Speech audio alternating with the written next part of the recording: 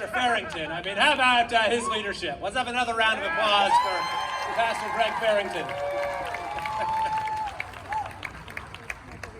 Thank you all so much for being here today and making your voices heard. For almost 2 years, and frankly long before that, you've been told that your voices as citizens don't matter. But together we are showing that yes, they do.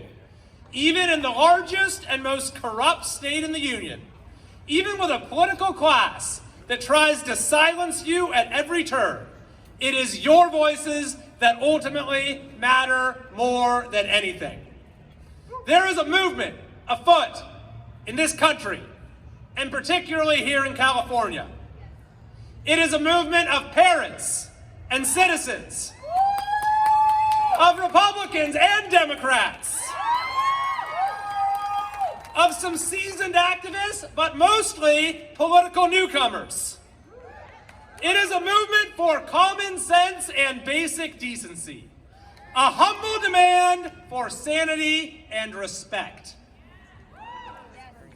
Because when it comes to the treatment of you and your kids, our politicians have behaved monstrously. Gavin Newsom and the leaders of the legislature do not serve you. They serve the special interests to whom they owe their jobs. That's why they have been condemned time and again by civil rights groups like the NAACP for taking choices away from the students and families who need them most. I'll give you one example.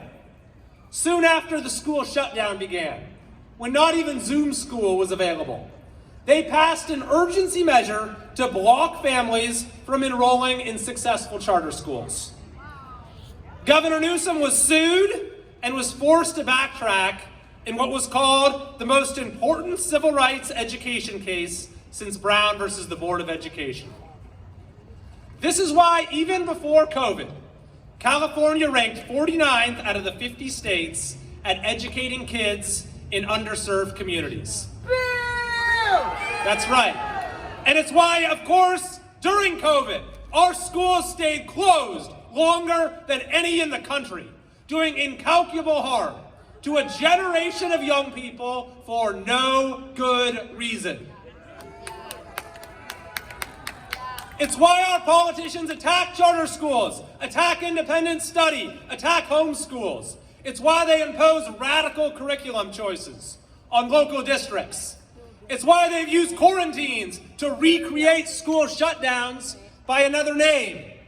It's why they've turned the legislative process into a total sham. It's why they've imposed a student mask mandate that the rest of the civilized world has rejected, and a student vaccine mandate that not a single other state has.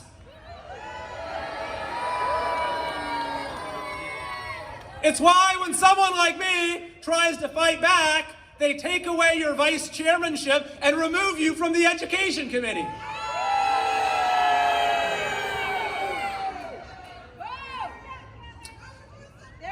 Mark my words, my friends, we will stop this mandate.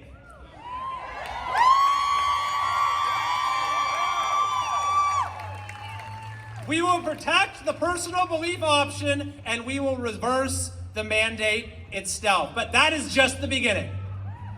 That is just the beginning. This is a movement that is growing by the day. It is making itself felt in every community, at every level of government, in every corner where corruption threatens our kids and their future. It's a movement that will make itself felt at the ballot box this year.